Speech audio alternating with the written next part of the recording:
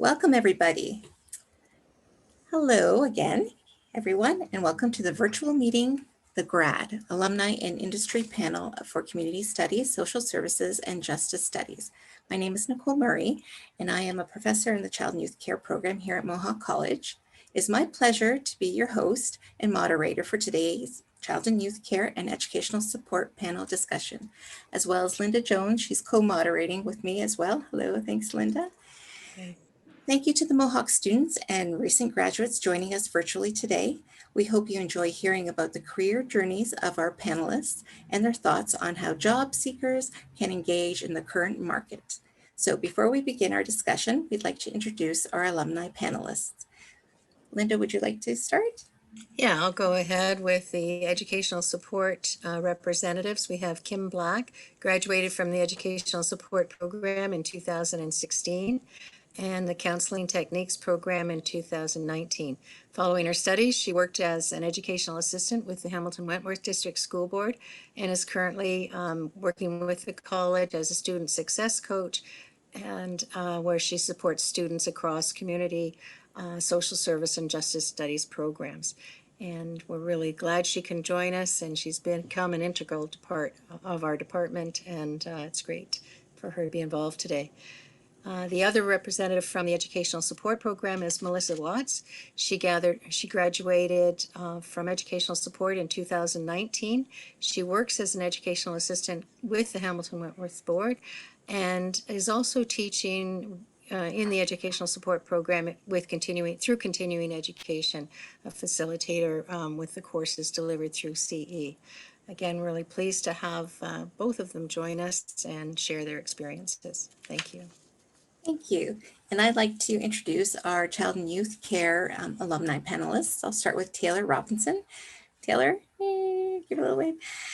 Taylor is a 2016 graduate from the Child and Youth Worker Program. Taylor currently runs a day treatment program within Woodview in Brantford for children who are experiencing anxiety and behaviors, which have created disruption in their success within a mainstream education setting.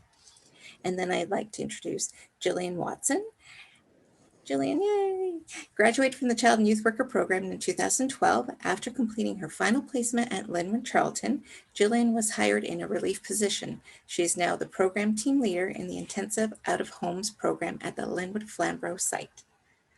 So a big thank you to our panelists for taking the time today to share your experiences with students. I look forward to hearing more about your career paths and lessons learned along the way.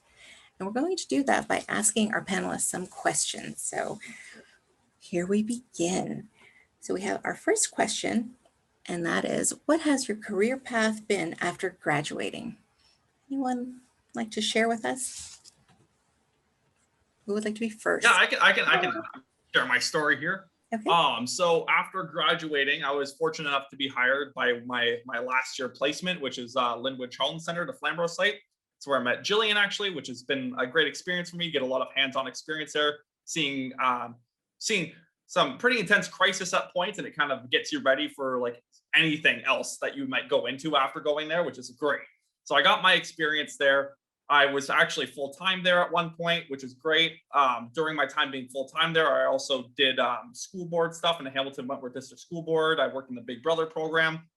But recently I was able to go run a program in Brantford through Woodview Autism and Mental Health for kids in grade 6, 7, and 8 in an elementary day treatment program. And I love it. It's the best thing ever. I feel rewarded every day, and I'm excited to be there, and it's a great job, and every day is different.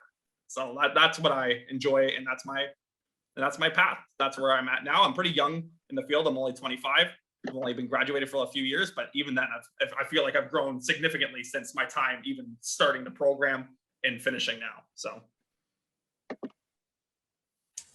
Wonderful. Thank you, Taylor, for sharing. And I love your passion. It's infectious. It's wonderful. Jillian, would you like to join in? Yeah, I can go ahead. Very similar. I did a couple student placements at Linwood, and I did end up getting a job at the Flamborough site, and I've kind of stuck there. Since I basically finished school, I did explore other sort of like relief jobs in treatment foster homes at one point, and just sort of landed like full time at Linwood and have like essentially just kind of like continued on this path. It's a great agency. Provide a lot of training and professional development opportunities, and it's something that has always stuck out as like a part of the agency that I really like. And then more recently, I've become the team leader in the program, and that's kind of where I'm at now. Thank you for sharing. Wonderful. It's so interesting, Nicole, because you know my background is CYC, so it's a very similar path, except mine just veered off into educational support. So I'll turn to Kim and Melissa and say, I don't know who wants to start, but what has your career path been after graduating? I can start. So I graduated in 2016. I had done a couple of my placements, my last two with the Hamilton Wentworth District School Board. And I was hired just after graduation for supply educational assistant. So starting right in September, I joined the supply list. I was offered a long-term contract, initially working with a young boy with Down syndrome, but it wasn't there long before I was contacted and offered another long-term for the rest of the year, which was actually a really exciting opportunity. It was a system support role with an intensive intervention team. So we went to high needs schools that were identified, and we worked to train staff and students in collaborative problem solving, along with social emotional learning. We did mindfulness, lots of really exciting and interesting initiatives there. And when that ended, actually the timing was good. It was when I had the job posting at Mohawk, and I applied here. Made a bit of a change to post-secondary, but now I'm working as a student success coach at Mohawk. And I've been here about 3 years and really love it. Thank you. And it's great to have you as part of the team. And I think it holds the idea that educational support is valuable at every level of education and much needed now. Okay, Melissa, what has your career path been after graduating? So I'm just a recent graduate. I've only graduated from Mohawk 2 years ago. I graduated in April of 2019, and I started with the Hamilton Wentworth District School Board in May. So it was right after I got out and I started. Took an LTO, so it only lasted to the end of June. And then come September, I asked for another LTO, and I was there until the previous March when everything got shut down. And then for that same school, I ended up getting a permanent position right away. So I only went with the board for a year and I got my permanent position. And in that same time, then I took a position also with Mohawk College as an instructor of one of their continuing education programs. Just like Tyler, it's a learning experience every day, and it's fun and it's fulfilling. It's just truly fulfilling. So that's been my path so far. Keep on trucking. I'm sure it'll keep going. Thanks so much. Nicole, second time. Okay, yes, thank you everyone for sharing. So we have our next question. What are the soft skills in your profession that have helped you to succeed? And have you pursued any additional education and training throughout your career? Anyone like to take that one? I think we'll just go in order here. I'll go first. Okay, yeah, I'll take it. Soft skills I just took as like basically things that I picked up while working in the field. Like obviously you're going to learn a lot of cool stuff during the 3 years that you're in the program. And it's things that like, it can feel overwhelming at such because you feel like you're just taking in all this information at once, but don't worry because like you're going to get placements, and in those placements, you learn so much. And like that's the type of learner I am. I learn like very hands-on. So having that experience, especially with Mohawk College, which is so great for giving you that firsthand experience with these placements, and at the end, a lot of these placements hire you guys, which is amazing. I got hired. I think a majority of us get hired, or even if you don't get hired, you have great references, right? So a lot of stuff I learned on job was like teamwork, the value of teamwork, the value of like patience. You just learn your own style of being a CYW, and I think we all develop that as time goes on. You have like a thought and you kind of watch other people when you first started to see like what they do, but then like not always does it come off as genuine, because it might come off as you like copying someone else's style. And I had to learn that, and I didn't want to copy anyone else's style. I want to develop my own. So the way I talk to kids, I have my very own way of doing things, and the importance of being consistent in who you are. So the kids know when you're talking to them, this is how Taylor's going to talk to me every single time. And this is who he is. And that can say, like, it's like very comforting for the children. So little things like that. And I wish I could name them all, because I've learned so much while working, and I still continue to learn. But like little things like that, you will find that little tweaks in how you work every day will help you in developing into the type of CYW you want to be. Wonderful. All right. And Jillian? Yeah, some common sort of skills popped out there, Taylor. But yeah, I think like as a placement student coming into a job, like just very simple skills that just like come like very basic from the time you walk in the door, like time management, punctuality. Those are things that like your supervisors and your coworkers will notice right off the hop. Other things would be just like how you present, like your attitude, like your mood, just like be a happy person, come in eager to learn. People love that. Show initiative. Self-confidence goes a long way. Conflict resolution, a lot of things you'll learn, but it's just like very basic stuff, just like how you present to others. And it doesn't have to be hard. Just go in, be yourself. Be a kind of person that just like wants to know, ask questions, because supervisors and other staff are there because they want you to grow. So don't be scared to just be yourself. Yeah, thank you very much for that. And I just wanted to comment on everything both of you shared. I see some of our students are here, like that are in my third year class who are about to graduate. So wonderful words of wisdom there. And you really hit on all those real soft skills that we talk about endlessly. I'm sure they're shaking their heads and rolling their eyes right now saying, yes, yes, you do talk about those things a lot. But yeah, invaluable. So thank you. I totally agree. And just having gone through a number of reference checks, those are exactly the questions that the school boards ask, is about dependability. Are they reliable, and do they meet timelines, and all those little things. And it's all in the employability skills section and our course outlines and whatnot. And we kind of harp on them a lot, but that's what employers are looking for. But I'll turn it over to Kim, and you can add your thoughts on the soft skills in your profession that have helped you to succeed. How have you pursued additional education and training? So I thought especially there you would have additional insights. Yeah, well, as far as soft skills, I definitely echo a lot of the things that Taylor and Jillian said. But I guess I would add as well, certainly in educational support would be the idea of being flexible and adaptable, being able to go with the flow, because each day is just going to present something new that you couldn't anticipate, new situations. And, you know, you do have to be flexible and able to adapt to different situations, able to adapt your thinking, sometimes be a creative thinker as well. Definitely the idea of problem solving. And that's, you know, with your students, with your colleagues, like things are going to come up, and definitely, you know, as far as students, you're going to be helping with, you know, conflict resolution, big and small all the time. So those are some of the soft skills that I thought of. And I just also like to add an important thing, I think, is the idea of self-care as well. When you're working in these kind of fields, you really do need to pay attention to making sure you're taking care of yourself, and you have strategies in place to support your own well-being, so that you can really be the best professional that you can. Yeah, as well. And Linda, did you also ask about a little bit extra training and that sort of thing? Yeah. So I know some of the things that I did actually at the time that I graduated, and maybe during that period right after graduation, when I was job searching, is I did try to get some additional training in things like nonviolent crisis intervention.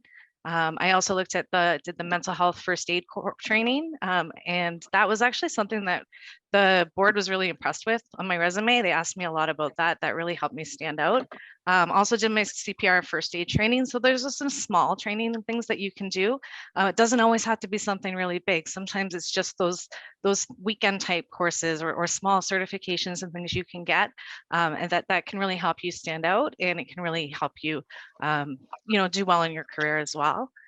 For myself, I decided actually when I finished, I remember having to talk with Linda about it a little after our transition planning for our CIC students. And I said, I think I need a transition plan for myself. And what I decided to do was to start into something else and continue in education right away. So starting the next semester in the fall, I started in a night class and started working towards the counseling techniques certificate, just to kind of broaden my skill set and maybe give me more options career-wise if I wanted to make a bit of a change. So it's always good to look at what things are out there that you can do to, build on that foundation that you have with your diploma.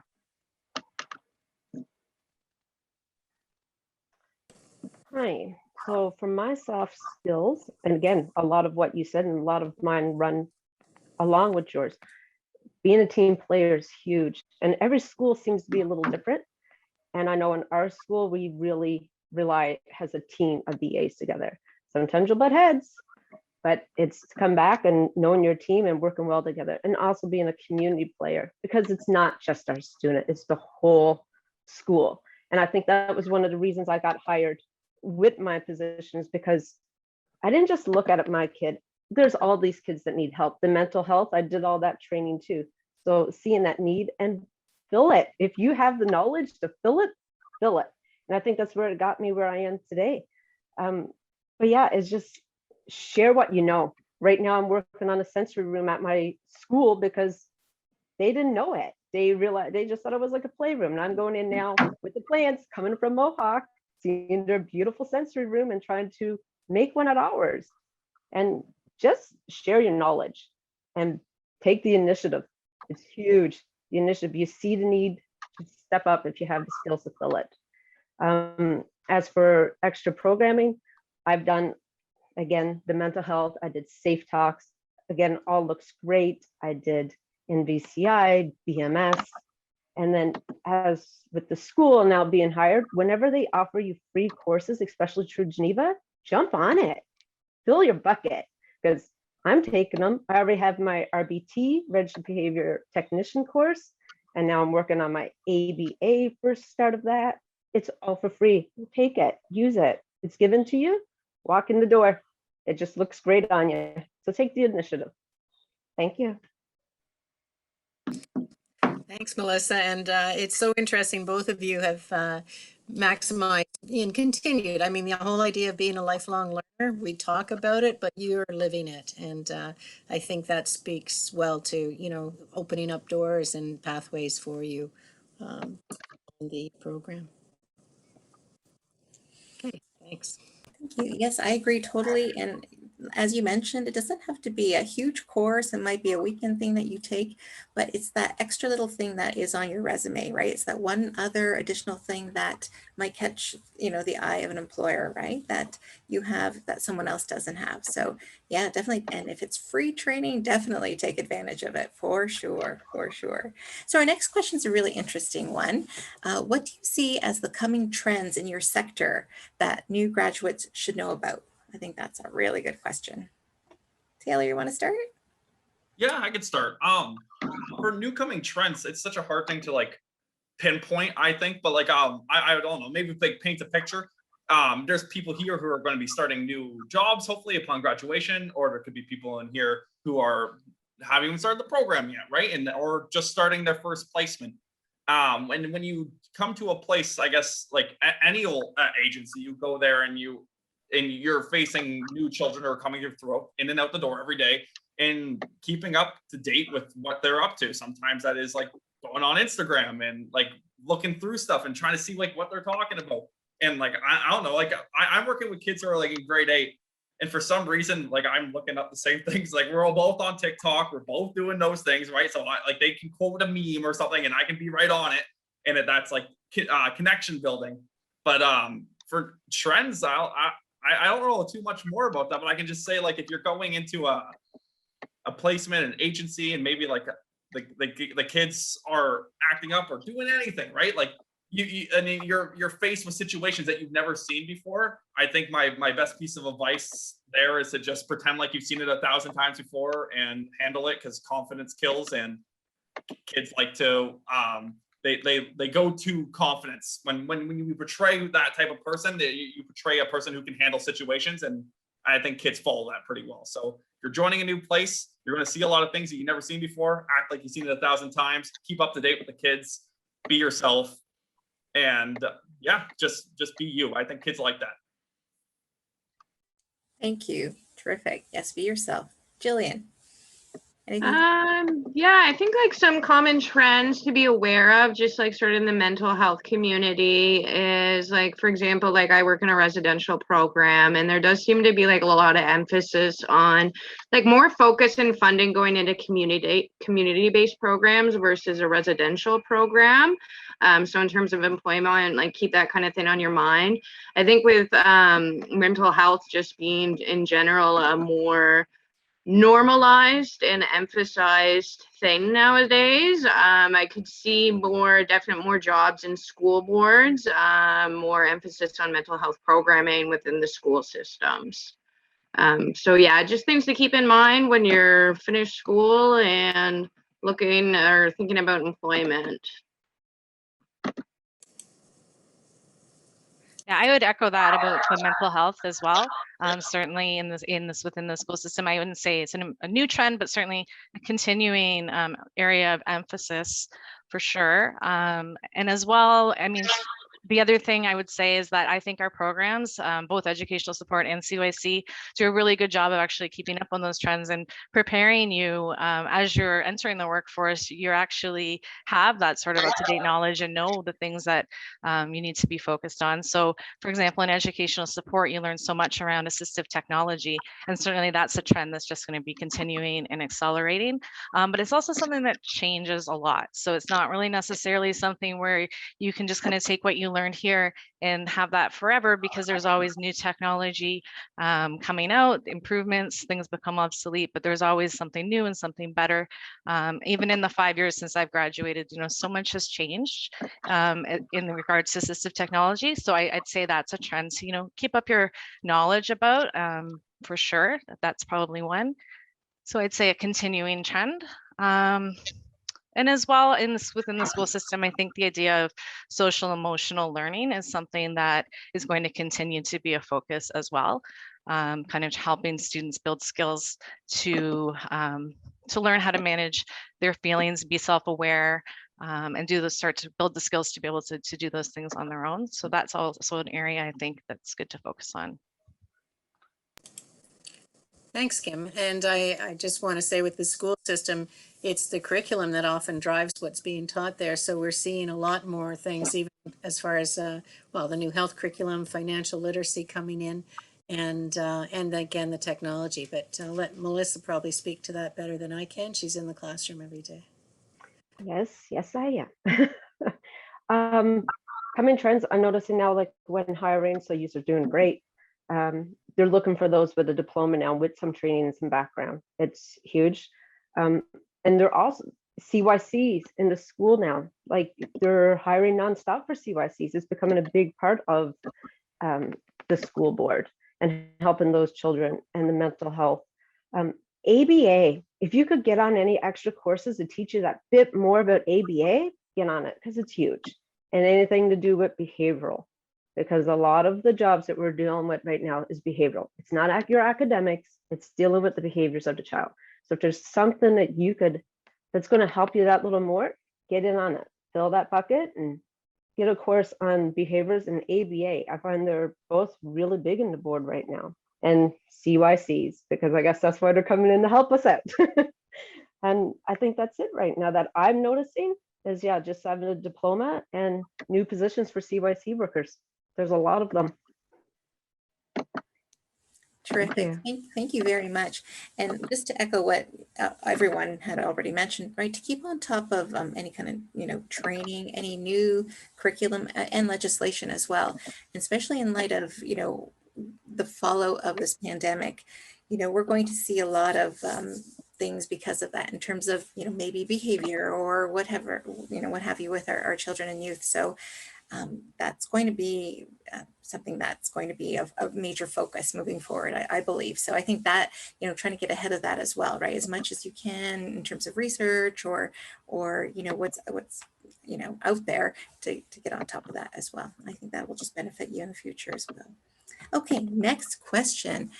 What resources should new graduates use to find work in the field? For example, people and places to turn to. Taylor, any thoughts? Yeah.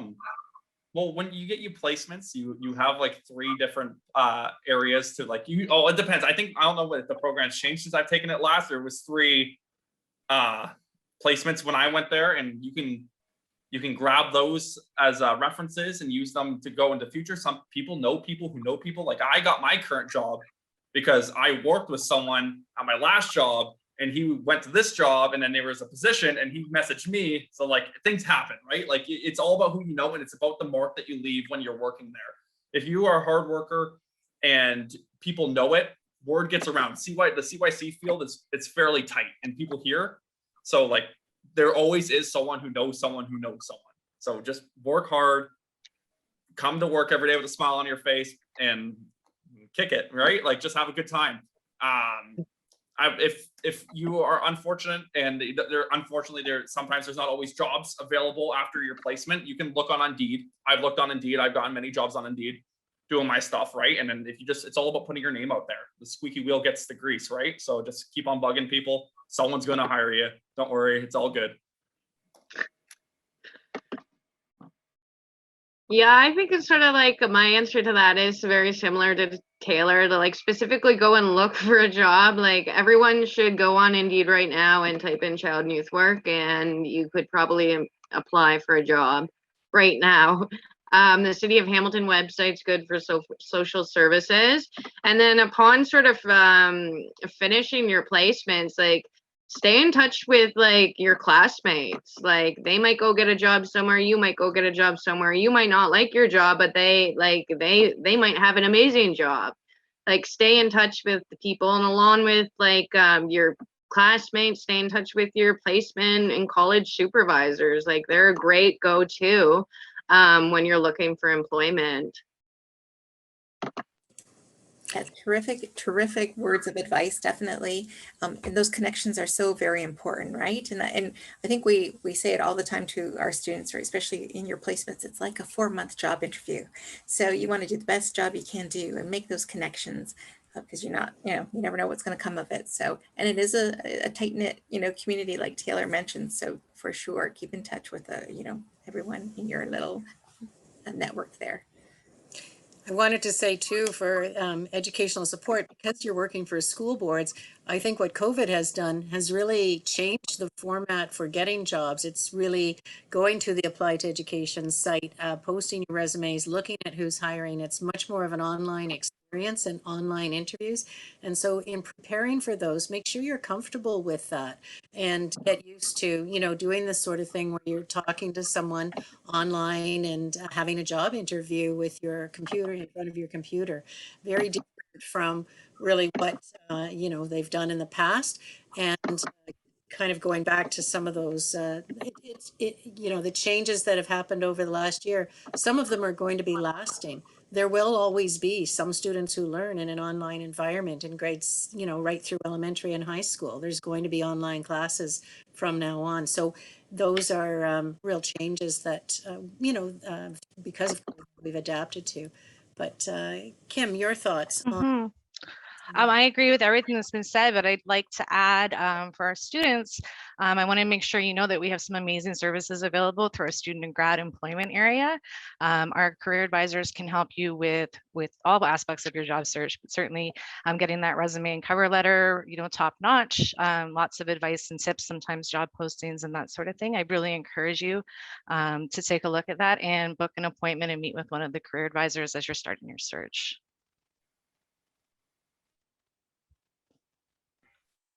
Sorry, I agree. I'm coming back. It took me a while to find my mute button. I'm going to say Mohawk. Honestly, mock interviews were one of the best things that I've ever experienced. It was nerve-wracking, but you met everybody at one shot. It was wonderful. So take those mock interviews, ask those questions, you get the feelers then. To be quite honest, I don't think it's hard to get the job as an EA, because all the boards are hiring nonstop, because there's so many open jobs. I think that challenge with an EA is getting the permanent position. So I'll give you a tip to get that permanent position, because that's where y'all want to be, is not the supply. I went in thinking the more supply jobs I could pick up, the better it looks on me because it's more experience. Apparently that is not the case. You want to put your name on the LTO list. You get that job, you contact HR and you say, I want on the LTO list, because it shows that you're committed. You're there every day, and it builds up you that way. You make contacts that way because you're at one school and they get to know who you are, as opposed to jumping in from here to there to everywhere. You don't get to make your mark the same. So when you get hired, because you can, it's there. I know the board's always hiring. Put your name on that LTO list and take the jobs. It's the best advice I could give you, honestly, when it comes to getting a job with the board and getting that permanent position. Name on the LTO list, and don't be afraid to bug them. I do it all the time. That's Great advice. Yeah, thanks, Melissa. And that's especially in this field for sure. Okay, Nicole. Okay, that brings us to our last question. And this is another very interesting question. What is one piece of advice or knowledge you wish you had known at the start of your career? Many things, but yeah, I would say the most important thing, it's a little personal, but you know what? I'm in the mood to tell, so why not?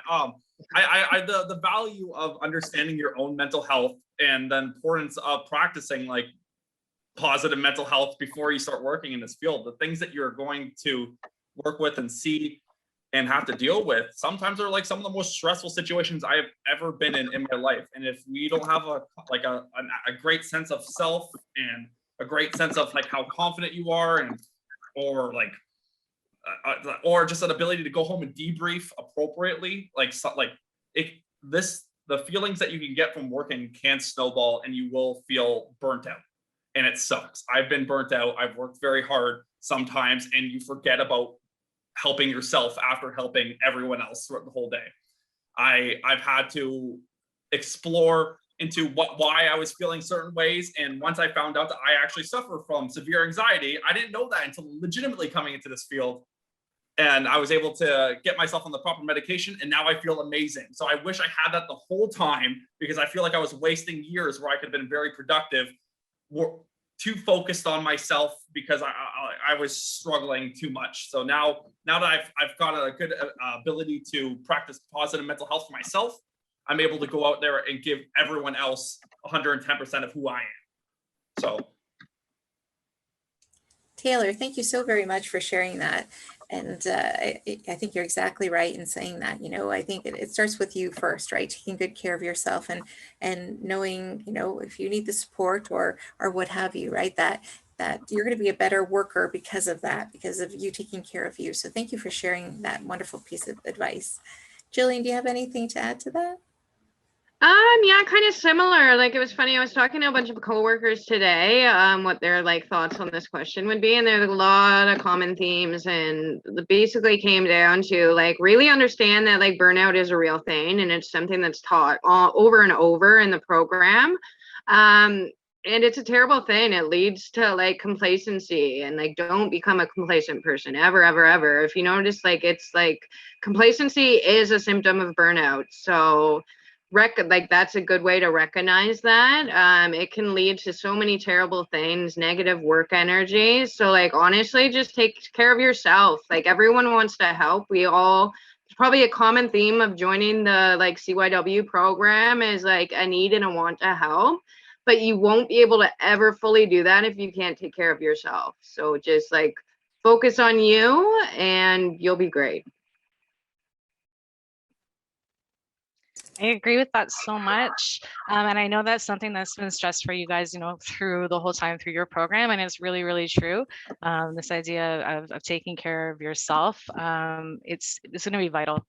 And I know I was thinking about this question too. Some of the things that popped in my head initially, as far as educational support is like what Melissa said, your job's usually off the start. If you get hired, that's a supply and a casual type of thing. And it can take a long time in a lot of cases to get that permanent position. And so I guess that would be my advice. I was going to say is, you need to know to be assertive right from the start. If you get hired at that orientation, find out about, how do they assign long-term contracts and that sort of thing, because those are going to be the keys to your success and eventually getting the permanent position. And of course, I always want to stress that idea of lifelong learning as well. So, you know, that your diploma is your foundation, and that's kind of getting you in and getting you started in your career. But if you're to grow and develop over the years, you know, just pay attention to what your specific interests are and build on those, and look for different training. It could be something coming back for another diploma or certificate. It could be the small trainings, but that's key to success, I think, in your career. Thank Melissa? I also agree with everyone. The mental health is huge, and know when you need that day. Be very aware of when you know you need that day. I'm not one to take off a day, but there was days this year I'm like, I'm done. I need that day for me. So being willing to take that. I would think in the school, my biggest thing is going in and thinking that everyone's there for the kids and there's a plan for them. Whereas I've learned it's not quite that way. We need to advocate for some of these children, and we're truly their voice. Step up. If you see a need and they're not filling it, be that kid's voice and say, hey, this needs to be done. I'm fighting right now for my little guy who needs speech, and I've been fighting since September, and I will not stop till they show up for this little man. So you're advocating for you're not just the support for them, you're their voice, and use it. Use it. Speak loud. I do. That is so true. And I really hope that's something everybody takes to their workplace, because we're dealing with such vulnerable students in our schools, and that you're all they've got. And to know them and advocate for them is what that's where the passion for the field comes from. Thank you so much. And thanks to everyone for their insight and wonderful answers and responses. And Well, I'd like to, first of all, thank you so very much to our alumni panelists. You guys were awesome. It was so wonderful to have you here and to hear your thoughts on all of this. I was going to say a quick thanks to Melissa and Kim, and to Jillian and Taylor too. I think you did an awesome job. It was really great to get your input, and it's interesting how these programs overlap so much, and many of the skills are the same and the experiences are similar. And I know that in a workplace environment, the EAs and CYC grads all support one another in the best interest of students. So it's great to be able to connect in this kind of a forum too, and hear the similarities. But again, thanks so much for coming. So on behalf of our committee who was putting these events together, I just want to thank, in addition to our panelists who were fantastic, I also want to thank Linda and Nicole for taking the time to be here as moderators for the panel and supporting grads from their respective programs. And to Kim and Taylor and Melissa and Jillian, thank you for sharing all of your insights. It was really great to kind of hear how you navigated your careers after grad. I think it's so interesting and fantastic to hear how many different ways people go and how they move through their careers. As Kim mentioned, a little plug here for any students who are on, if they want to be able to chat with our student grad employment team, reach out to us to set up conversations about resume development and support you as well. And you, as you can see, you have amazing faculty who are also there to support you. So please reach out as you're making that transition, and we want to be there to support you as much as possible. Thanks for attending and great to see everyone. Have a good night.